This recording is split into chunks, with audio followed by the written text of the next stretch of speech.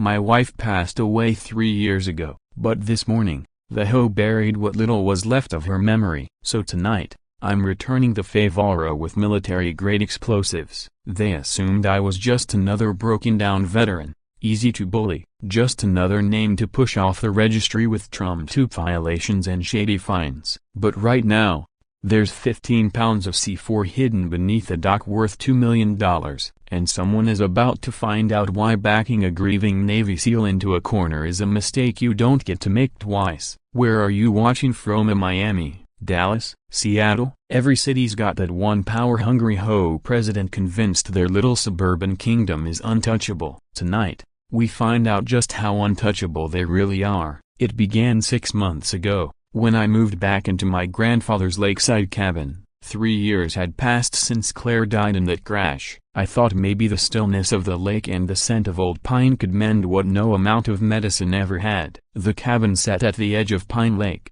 surrounded by oak trees my grandfather planted in the 50s. I spent the first few weeks rebuilding the fence around the property. Claire's idea. Actually, she'd chosen the barnwood herself, long before the accident. Each plank I nailed in place felt like whispering a secret to her ghost. When I'd step back from my work, I'd almost see her sitting there, grinning at how crooked the boards were. It wasn't just a fence, it was the last thing we'd planned together, the final thing I could build with my own hands that had her fingerprints all over it. That June morning, I was sipping coffee on the dock when I heard the unmistakable sound of high heels crunching gravel. Deborah Whitfield, president of the Lakeview Estates Ho, came striding toward me like she was leading a military parade. White pantsuit, probably worth more than my pickup, and a face that looked permanently set to ask for the manager. Trailing behind her was Brad Thompson, clipboard in hand, looking like he wished he were anywhere else. Sweat was already soaking through his shirt. "Mr. Rivers,"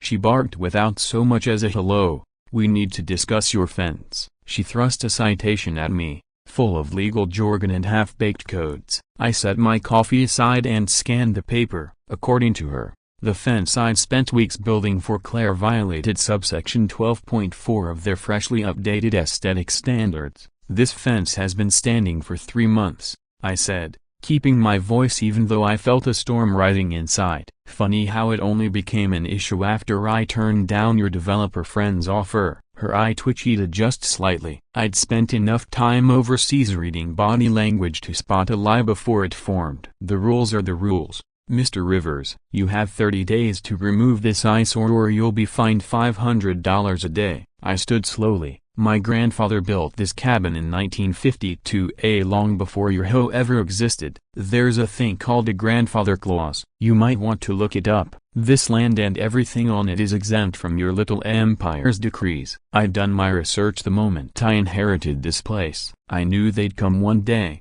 and I'd be ready. Her cheeks flushed crimson, but she recovered fast. "We'll see about that. I have my ways." Brad scribbled something on his clipboard, hand shaking. That's when my instincts kicked in. Years of war honing my gut. Something here didn't smell right. Tommy Rodriguez, the 12-year-old kid next door, jumped out from behind a tree with his phone raised. "This is gonna kill on my channel," he shouted. "Whole lady versus Navy SEAL, round 1. Deborah spun around, wobbling in her heels. "Turn that off, now." Tommy just laughed and took off running, still filming. He'd been shadowing me ever since he found out I was former Special Forces, recording everything for his vlog. His parents worked long shifts, and I didn't mind the kid's company. Sometimes, when he was chattering about school or his videos, I imagined what life could have been like. What Claire and I never got the chance to have. That night, something about Deborah's visit gnawed at me. I pulled up the hoe's records and started digging. In the past 2 years,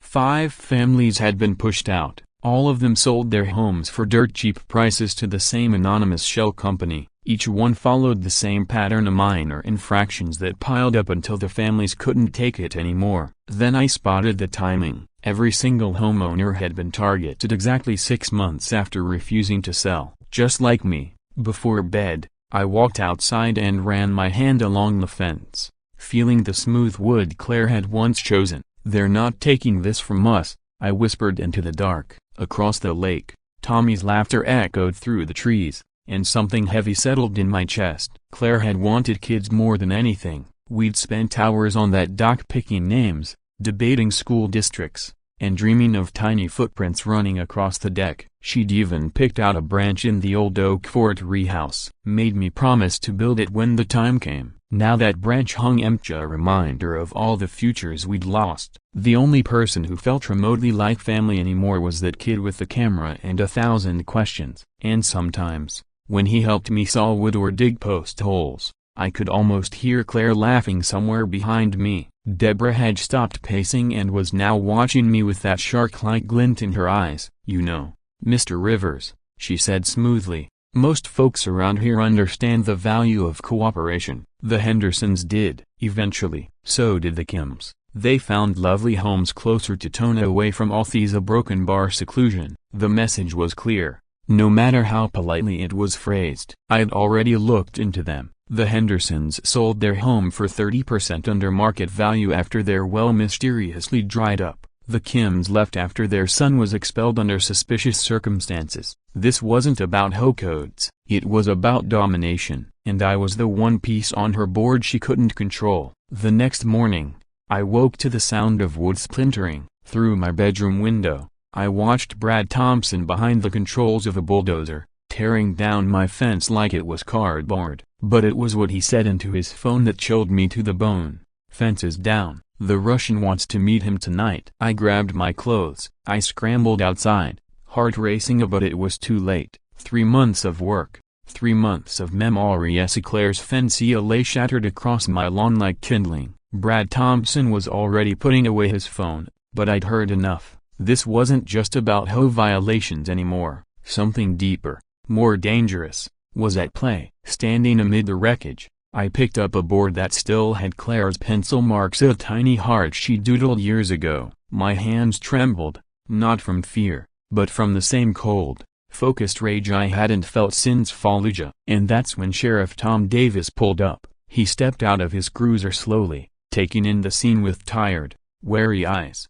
Tom had been my father's best friend, a good man, stuck playing referee in a dirty game. "Got a call about some property damage," he said. "Though from here, looks more like vandalism. Brad Thompson did this." "Who orders?" I said, pointing at the bulldozer tracks. "I've got footage." He watched the video grimly, eyes narrowing when Brad mentioned Russians. Tom handed the phone back. "Off the record, be careful. Something's going on in this town, and it's bigger than fences. I don't have proof yet, but people are scared. Good people." 2 hours later, Deborah called an emergency home meeting. I wasn't invited, but Tommy snuck in and live-streamed it from his phone. There she stood, smiling like a queen at coronation, waving a stack of papers. "With 90% approval, we're implementing new architectural standards," she announced. "Any structure not pre-approved by the board must be removed immediately." About 8 people sat scattered in folding chairs, most of them looking confused about why they were even there. Tommy zoomed in on the ballot box. It was full, suspiciously full for such a tiny turnout. Later, we counted over 40 proxy votes. Every signature looked eerily identical. But by then, the new rules were official. The trap was set. That afternoon, I dug deep at pulling records, connecting dots. The Johnsons resisted for months before their home was mysteriously vandalized. The Garcias drowned in fines until they filed for bankruptcy. The Padules, they just vanished, left everything behind. Each case started with a refusal to sell. Each one ended with foreclosure or flight. And every time, the property was quietly absorbed by Volkov Development. I'd heard that name before. In bars where cash was king and loose lips could cost you your life. This wasn't just gentrification, it was a hostile takeover. And Deborah Whitfield, she was just the smiling mask they used to do it. Then came the knock. Rachel Foster introduced herself as a lawyer new to town, said she'd heard about my situation and wanted to help pro bono. Something about her set off alarms. Too polished, too rehearsed. She already knew details she shouldn't have without asking. Still, I needed a lawyer, and she had a copy of my grandfather's deed within minutes. "The HOA's overreaching," she said, scanning the paperwork.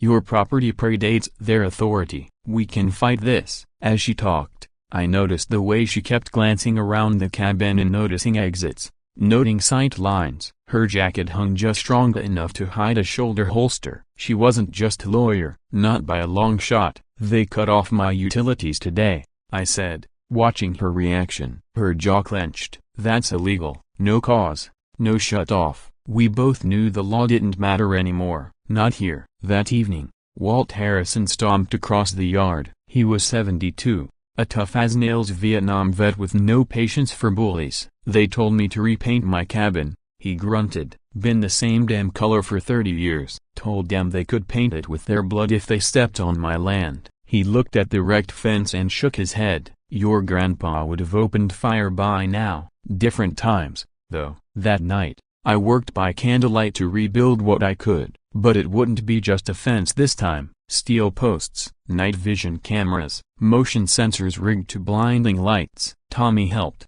handing me tools while excitedly talking about his vlog. "Mr. Rivers, are you going to war or something?" he asked. I tightened a bolt, just making sure they know I won't be easy, but my thoughts kept circling Brad's call. Who were the Russians, and why were they so interested in me? As the sun set, I noticed eyes behind curtains, neighbors watching, waiting. Mrs. Patterson, who used to bake me pies when I was a kid, stepped onto her porch. She didn't say a word, just gave me a small, solemn nod before retreating inside. That said everything. Not everyone supported Deborah. Walt stayed to help test the electrics. "This ain't about your fence," he said, squinting at the junction box. "Volkov wants this whole shoreline, marina, condos, the works. Your place is the keystone. Without it, they can't get the permits." He spit tobacco juice into a rusty coffee can. "Deborah probably promised it all to them, nice and neat." "You're making her look weak. Desperate people get dangerous. Watch your six." His words stuck with me. And then, at 3 a.m., the knock came. I jolted awake, grabbed the Glock by the bed, and checked the peephole. Tommy stood there, pale and shaking, phone in hand. "Mr. Rivers, you gotta see this," he whispered. He turned the screen. A girl, maybe 22, was being dragged into a van. The footage was grainy, timestamped 10 minutes earlier, but I could hear her scream, and I knew then. This wasn't about me anymore. It was about stopping whatever this was before someone else disappeared forever. The girl's voice shook through the video like a knife. "Mom, please, just do what they want. Don't let them hurt me." The timestamp read 10 minutes ago. The van's license plate was visible for just a second before it sped out of frame, but it wasn't the plate that chilled me. It was her face. She looked just like a younger Deborah Whitfield. Tommy's hands were trembling as he held up the phone. "That's Madison," he said. "Deborah's daughter. She's in med school out east. Came home for break." The pieces clicked into place. This wasn't just about real estate anymore. This was about leverage. About control. Someone was playing a game, and people were the currency. The power had been out for 3 days. I sat in the flickering candlelight, Claire's photograph glowing on the mantel. Her smile seemed to change in the shifting shadows, like she was trying to speak through the silence. I found myself talking to her more lately. "What would you do, Claire?" I whispered to her face. "Fight or run?" But I already knew the answer. Claire never ran. Not from cancer, not from that drunk driver, not even when protecting the life growing inside her. Tommy came bursting through my back door, arms full of sandwiches. His mom had packed them. Despite warning him to stay away from the troublemaker, the kid ignored her or kept sneaking over like some kind of resistance courier. "My mom says you're either insane or the bravest guy in town," he said, setting up his phone to record again. Both could be true, I told him. He showed me more footage. Brad Thompson meeting with 3 men behind the abandoned gas station. The audio was spotty, but the accents were clearly Russian. Phrases like "the package" and "keep pressure on him" came through in broken English. Then Tommy zoomed in on one man's neck tattoo, a bear wrapped in chains. Russian mob. I'd seen those markings overseas. They didn't hand them out for nothing. "There's more," Tommy said. He played another clip. This one showed Deborah sitting in her car at 2 a.m., sobbing. Her hands shook as she looked at her phone, pleading. "Please, she's all I have left. I'll get your money, I swear. Just don't hurt her." The fear in her voice was real. The Iron Queen of the HOA reduced to a trembling mother on the verge of collapse. For the first time, I wondered if Deborah wasn't the enemy. Maybe she was just another pawn. Rachel Foster arrived an hour later, spreading documents across my kitchen table like a battle map. "Deborah's in deep with the wrong people," she said. $2 million in gambling debt. Underground poker ring, run by the Volkov family. That name stopped me cold. Dmitry Volkov. I'd heard of him, from old army buddies who joined the bureau. He ran black market casinos, bribed judges, made witnesses vanish. And he never collected debts with phone calls. He used families. She's been flipping properties to shell companies they control, Rachel continued. But she's out of time, and she's out of options. I looked at Rachel hard. "How do you know all this? Don't tell me it's all public record." She hesitated just long enough to confirm my suspicion. This woman wasn't just some civic-minded lawyer. She had deeper ties, and more skin in the game than she let on. "How deep does it go?" I asked. She laid down more documents, bank records, surveillance photos, a full timeline of corruption. It started 18 months ago when Deborah walked into Volkov's poker arena hidden beneath a shuttered textile mill. First few nights, she won. They always do. Got hooked. Then came the losses. She mortgaged her home, maxed credit cards, begged friends. When she couldn't pay, they gave her a deal. Use the hoe to acquire land, a broken bar, or start losing body parts. I glanced at Madison's photo on the table. Bright eyes, a future ahead of her. No clue her mom was drowning in blood money. "Does she know?" I asked. Rachel shook her head. Deborah told her she was working overtime, making sacrifices. Madison thinks her mom's a hero. Meanwhile, Volkov was counting down to the next missed payment. I spent the next day hardening the house. Solar panels on the roof concealed from the road. A deep well tapped into the aquifer below. No more dependency on city lines. I'd survived worse than this in Helmand. Walt stopped by, toolbox in hand, nodding at my setup. "Smart," he said. "System breaks you. Build your own." My daddy used to say the best revenge is making the bastards irrelevant. That night, Deborah came. She wasn't alone. 5 men flanked her, definitely not from the hoe. They didn't wear uniforms, but they didn't need to. You could see it in the way they moved, like the violence inside them was just waiting for permission. "Mr. Rivers," Deborah said, her voice cracking, "this is your last chance. Sell the property. Take the money. Leave town tonight." One man shifted just enough for me to see the gun in his waistband. Another cracked his knuckles loud enough to echo off the lake. "You don't know what you're dealing with," she added. But I could hear the fear in her voice. It was real. "Oh, I know exactly what I'm dealing with," I replied. "Question I said you, because from where I'm standing, you look like someone in over her head, a broken bar drowning, and dragging everyone else down with her." For a second, her mask cracked, her eyes filled, her lips trembled.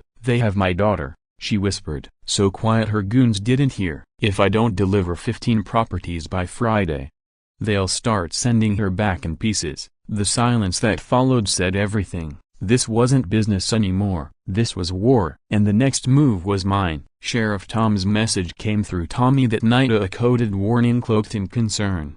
"Volkov's getting impatient. Federal heat's coming. Watch your six." I sat by the lake, watching dead fish bob in the moonlit water. Just days ago, it had been clear, teeming with life. Now it reeked of chemicals. Brad's retaliation for my defiance, poisoning the ecosystem to make a point. "They're not just trying to take my land," I said to the tainted lake. "They're gutting everything good about this place." But even as anger smoldered, my thoughts drifted to Madison Whitfield, scared, alone, paying the price for her mother's sins. Tomorrow would bring hard choices. Tonight, I loaded magazines, checked my side leans, and prepared for the kind of war one hoped I'd left behind. I woke to shattered glass of the windshield of my truck, spiderwebbed with cracks. Spray paint on the driver's door screamed a single word: leave. But it was the bullet hole in the bedroom wall, right where my head would have been if I'd slept in my beta, that froze my blood. Not from fear, from rage. The PTSD I'd kept at bay surged back, a hyper-awareness,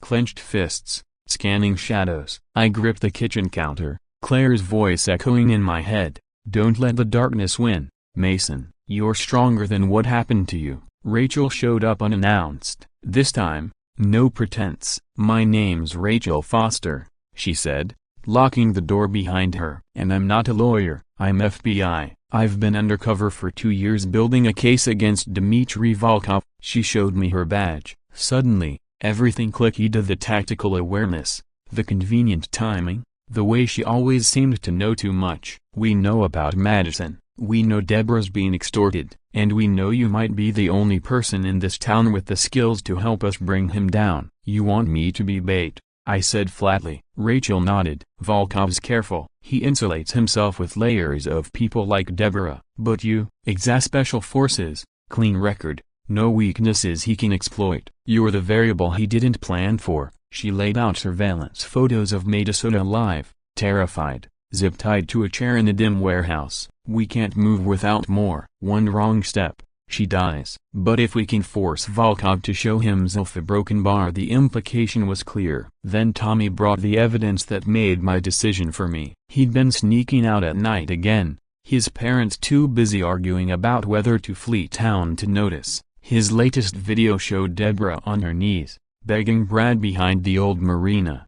Please, she sobbed. I just need more time. She's all I have. Brad's expression was hard. Dmitry says you've got 1 week. After that, he starts cutting a fingers first. You know he doesn't bluff. Deborah's sobs haunted me. The woman who'd tried to destroy my life, now crushed and begging for her child's safety. In war, I learned that enemies are often just people caught on the wrong side of circumstance. Deborah had made bad choices, a terrible Loneza, but did Madison deserve to pay for them? Claire used to say I was too stubborn to quit, but she also said I'd never leave someone behind. I made my choice. I wasn't going to just defend my land anymore. I was going on the offensive. That afternoon, Walt showed up with a long case. Been thinking about your situation, he said, laying it on my kitchen table. Man needs options. Inside was an old M14 rifle, clean, oiled, and battle-tested. Carried this in A-Nam. Still shoots true. Thought you might need something with reach. I nodded,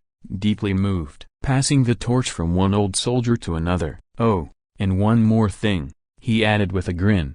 Big Bertha's gassed up and ready. Big Bertha was his rusted-out bulldozer, the one he used to clear construction sites before he retired, just in case you need to return the favora on someone's house. That night, I sat cleaning the rifle. The ritual was grounding. My fingers moved on autopilot, guided by years of muscle memory. Walt had included a note. She's killed for duty and country. Now she protects home and family. Use her wisely, Rachel called. Updates from her surveillance team. Volkov's getting spooked. City officials are backing away. He's moved Madison twice in 12 hours. He's keeping her mobile. She paused. Mesa a broken bar. Deborah's been to 3 pawn shops today. Sold everything at jewelry, electronics, even both her wedding rings. She's trying to raise cash. She thinks she can buy her daughter's freedom. That hit harder than any threat. A mother, destroying herself piece by piece, thinking money could fix what money had broken. At midnight,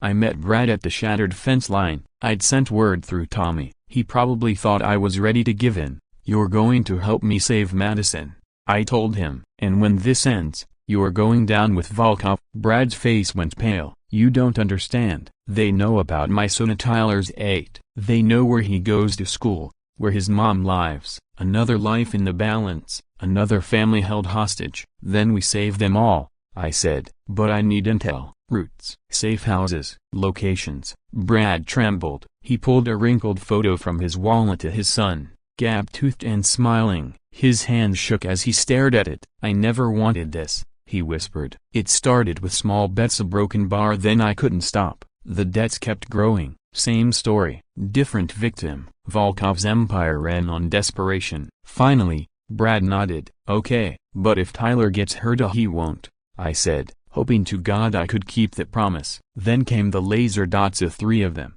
dancing across our chests like red insects. From the shadows, a voice, thick with accent and malice. Mr. Rivers, Mr. Thompson, Dmitry Volkov would like to speak with you. You may come willingly, or we can carry your bodies. Your choice. Brad made a strangled sound. I kept my hands visible but calm, scanning the darkness for angles and cover. Tell Dmitry I'll talk, I said. But it's on my terms or not at all. A tense beat. Then the lasers vanished. Tomorrow night, The voice said, "Warehouse District, Komolonia, or the girl dies slowly." Dmitry Volkov had chosen his ground well, a single road in, no nearby structures, wide open space perfect for controlling movement. I counted 10 armed guards before I even reached the rusted-out warehouse door. They frisked me thoroughly, confiscated the knife I'd let them find, and missed the ceramic blade hidden in my boot. Professionals, but not perfect. Inside, the warehouse opened into a shadow-choked cavern of decay, a concrete rot, rusted scaffolding, the stench of mold and old oil. Under a hanging bulb, tied to a chair, sat Madison Whitfield. She looked smaller than in the photos, dark rings under her eyes, duct tape across her mouth, but her stare was sharp, unbroken, defiant. Claire would have liked her. Volkov emerged from the gloom like a villain drawn from nightmares, a tall, scarred, draped in a tailored suit worth more than my truck. "The famous Mason Rivers," he said, voice thick with a Slavic accent and contempt. "Navy SEAL, war hero, stubborn fool." He gestured toward Madison. "You know why you're here. That property of yours, a final piece in my lakefront empire. Without it, my investment is worthless. With it, I own this town. The girl is leverage. Her mother owes me $2 million. You give me the deed, I clear the debt. Everyone goes home happy." "Counteroffer," I said, voice steady though I could feel my pulse pounding. "You release the girl, call off your men, leave town tonight. In return, I don't give the FBI everything I've collected, and you get to keep breathing." He laughed, a grinding, mechanical sound. "You think you scare me? I've buried men harder than you." He nodded, and one of his men stepped forward, pressed a knife to Madison's throat. A line of blood welled up. Her muffled scream twisted something inside me, but I didn't flinch. "Couldn't, actually," I said, pulling out my phone. "I think I do scare you, because you're smart enough to know what a trained demolitions expert can do when he's pissed off." I played the video Tommy had helped me record to my dock, now wired with enough C4 to make headlines. "Funny thing about property rights," I continued, "I can do whatever I want with my own dock, and if someone were standing on it when I decided to do a little renovation, well, accidents happen." Volkov's eyes narrowed. "You're bluffing." "You're right. I wouldn't risk Madison's life. That's why I'm offering a trade." He listened. "Tomorrow night, you bring her to my property. We hold a nice public auction and let your investors see the prize. You get your money. Madison walks. Her mother's debt is gone. You get what you want on paper, at least." "And what stops me from taking everything now?" he asked. I gave him the smile I learned in places where smiling usually meant someone was about to bleed. "Because you're a businessman, Dmitri, and dead heroes are bad for business. Kill me, and every federal agent in a 100-mile radius shows up by morning. Play this my why you get your money, your property, your reputation intact." He considered, calculating the angles like any good predator. Finally, he nodded. "Tomorrow night, 8 o'clock. But if you try anything clever," a broken bar, he drew a finger across his throat, "the girl dies, then everyone you care about." They hooded me for the ride back. As the truck rumbled over gravel, Russian voices bickering around me, I fine-tuned the plan in my head. Dmitri thought I was just one broken soldier clawing to save one girl. He had no idea about Rachel and the FBI, about Walt and his bulldozer, about a whole town that had finally decided enough was enough. Tomorrow night, he'd learn what happened when you cornered a SEAL with nothing left to lose. They dumped me at the edge of town. I walked the long stretch home under a sky pinpricked with stars that seemed unusually bright, like the universe was holding its breath. At my cabin, I found Deborah waiting. She looked like a ghost, pale, sunken-eyed, barely standing. "They let me talk to her," she whispered. 5 minutes. I tried to be strong. I did. Her voice cracked, makeup smeared, shoulders slumped. She looked 20 years older than she had a week ago. "I did this," she said. "My weakness, my stupidity. And now my baby's paying the price." Part of me wanted to let her have it, to say she'd earned every ounce of the guilt. But I remembered Claire, how she could find empathy even in ruins. "You made mistakes," I said quietly, "but Volkov made choices. Tomorrow night we fix both." I laid out the plan. As I spoke, I watched hope and dread wrestle across Deborah's face. "Why help me?" she asked. "After everything I've done?" I looked out over the still, Poisoned Lake, because Claire would have. And because maybe, just maybe, saving your daughter might save a part of me too. Deborah sat at my kitchen table, staring down at her hands like they were someone else's. I used to be someone, she murmured, before the gambling, before Dimitri. I was a good mother, a decent person. I ran the PTA, organized hospital fundraisers. Then Robert left me for his secretary, of course. Classic. I needed something to fill the hole. The casino felt like power. Every bet a choice. I'm at a broken bar, not one made for me. She laughed bitterly. $2 million later and I've never felt more powerless. I poured her coffee from the camping percolator, the propane flame hissing low in the dark. We all find ways to drown the pain, I said, thinking of the bottle I'd reached for after Claire died, how it promised silence, numbness. But it's not the fall that defines us. It's what we do when we hit the bottom. Stay there, broken bar or climb.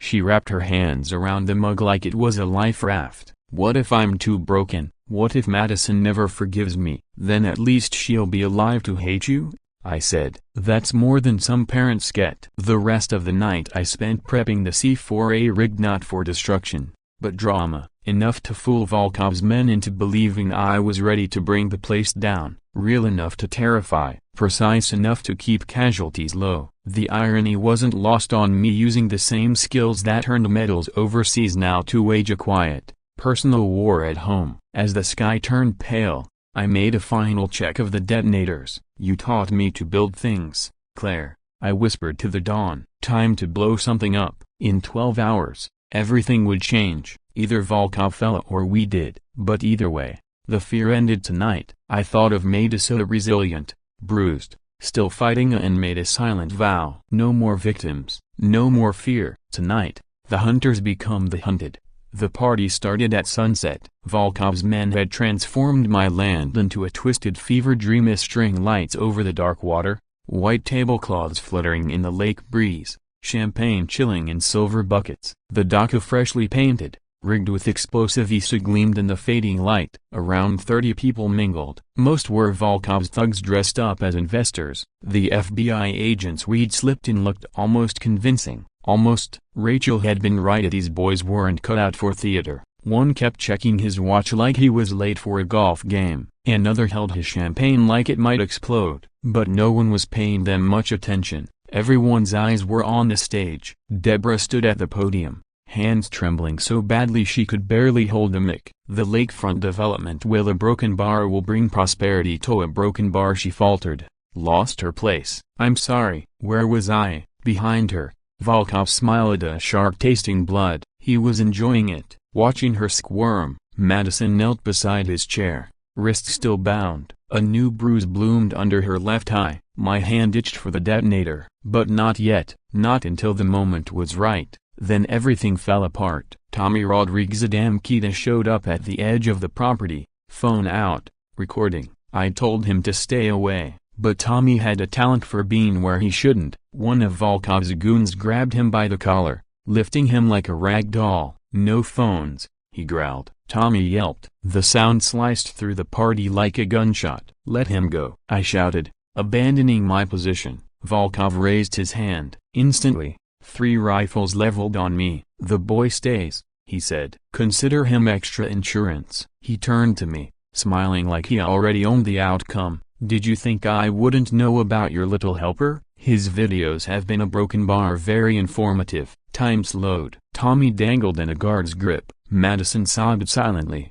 Deborah stood frozen in place. FBI agents reached for their weapons but they couldn't blow their cover. Not yet. I stood there, explosives in my pocket, powerless to act without blowing the whole thing sky high. And then Brad Thompson, a quiet, meek Brada, stepped from the crowd, my old M14 in his hands. He raised it and planted the barrel against Volkov's temple. Let them go, he said. His voice shook, but his hands didn't. The boy, the girl, everyone. Or I paint this dock with your brains.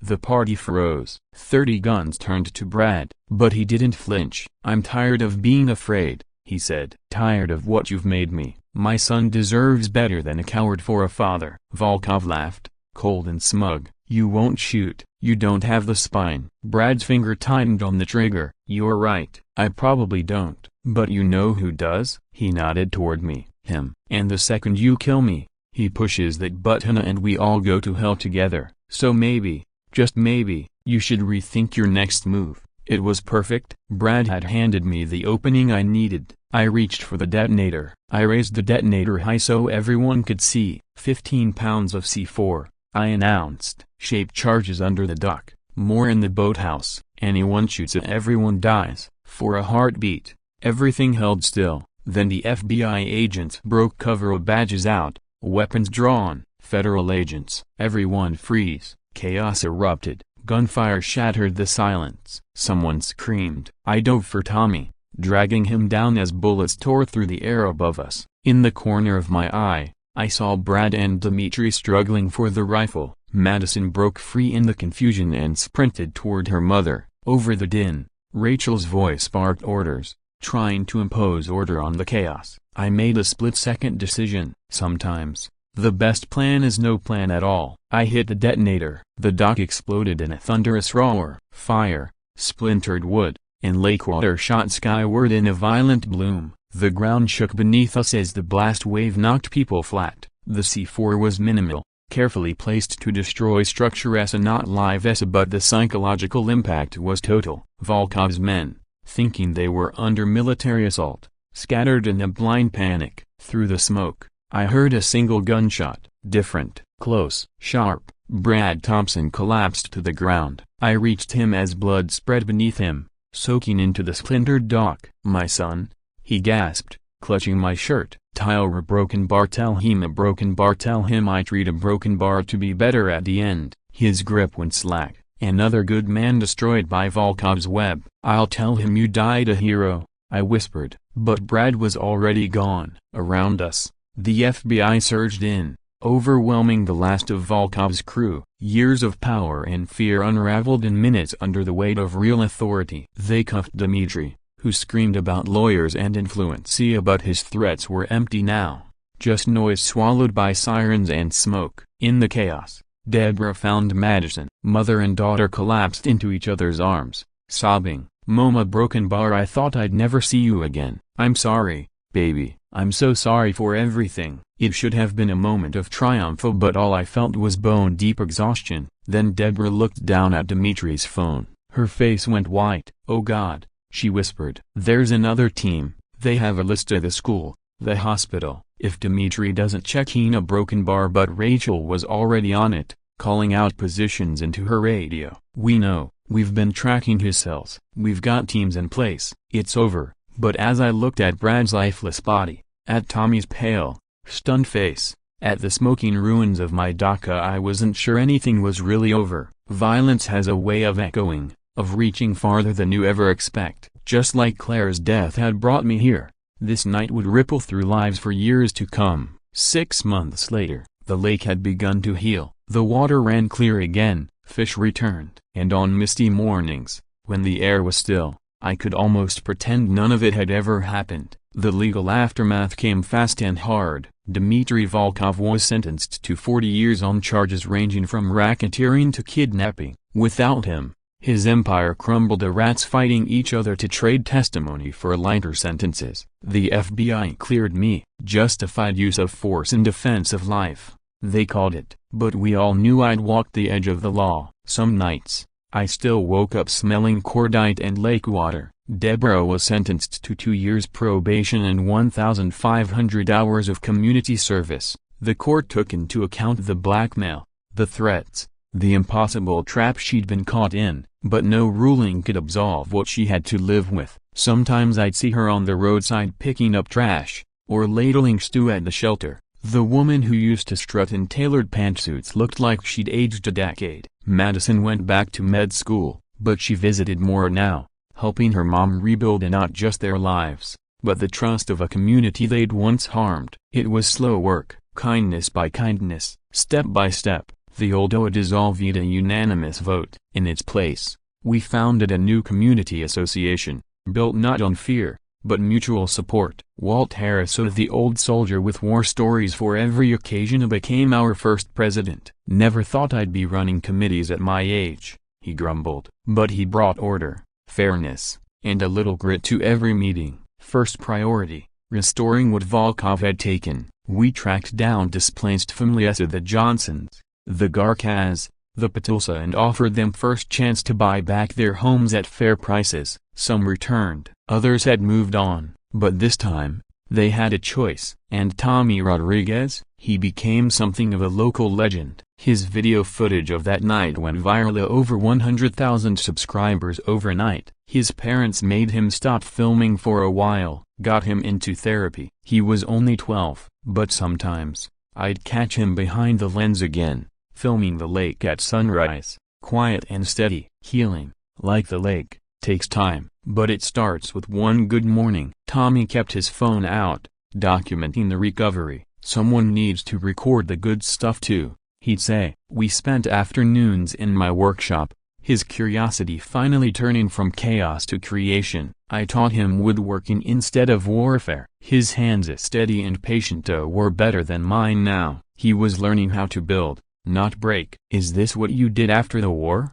he asked once, eyes fixed on a slab of oak. I ran a hand along the grain, thinking. "Still figuring that out, kid," I said. Rachel Foster stayed in Tona officially, as a victim's advocate. Unofficially, as someone learning to live without aliases, without missions, just a name and a place to belong. We had dinner sometime as a not romantic, just two people trying to remember what normal felt like after too much blood and fire. She helped arrange Brad Thompson's funeral, made sure his son, Tyler, got the folded flag from Brad's construction company. At the service, Tyler looked up at me and asked, "What kind of man was my dad?" "The kind who made mistakes," I said, "but found courage when it mattered most. He loved you more than he feared death. That's all anyone can ask of a father." Tyler nodded, holding his mother's hand, carrying a weight no 8-year-old should have to bear. The new fence took 3 months to finish. Not because it was hard work, but because I wanted it done right. Slow, intentional. Walt helped some days, Deborah on others. Even Madison pitched in when she came home from school. It became a community project. Tommy carved his initials into one of the posts. Walt mounted a plaque in honor of those we'd lost. Rachel planted flowers along its edge. It wasn't just my fence anymore. It belonged to all of USA, a symbol of survival and what we were building together. "Your wife would be proud," Deborah said one afternoon, surprising us both. "Not of the violence," she added, "but of what came after, the choice to heal instead of hate." As spring warmed the lake, I organized a memorial dinner, as something to mark not just Brad's life, but everyone Volkov had hurt. We set the tables where his men had once gathered with guns, but this time, there was real food, real laughter, real community. Deborah and Madison served side by side, their relationship fragile but stronger now, tempered by what they'd endured together. Walt told war stories that made the kids laugh and the grown-ups reflect. Rachel shared stories from other towns that had fought back and survived. Sheriff Tom showed up without his badge, just another neighbor with a plate in his hands. "To absent friends," he toasted. We all raised our glasses to ghosts, to memories, to each other. Later that night, I sat at the end of my new dock. The water was still, starlight replacing the oil slicks of the past. Tommy joined me, his feet dangling just above the water. "Mr. Rivers," he said, voice hesitant, "can I ask you something?" "Shoot. Do you really know how to use C4? Like he a broken bar for real?" I smiled. I'd been waiting for him to ask. "You know what, Tommy? Sometimes what matters isn't what we can do, it's what we choose to do with what we know." I gestured toward the lake, the laughter behind us, the soft voices of a community no longer afraid. "I knew how to destroy this dock," I said, "but look at it now." "Look around." He did, and he saw what I hoped he would. Neighbors who'd once feared each other now sharing stories. His parents finally laughing.